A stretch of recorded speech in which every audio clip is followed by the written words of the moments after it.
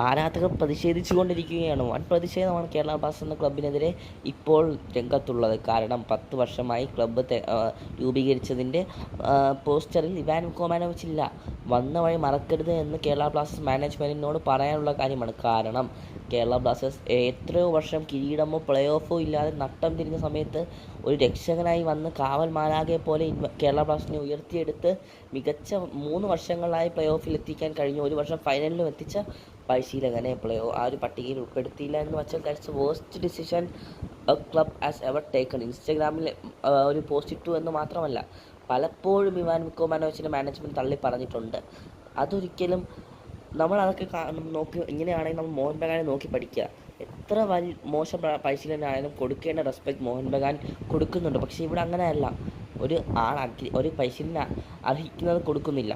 Video ഇഷ്ടപ്പെട്ടാൽ please subscribe my channel.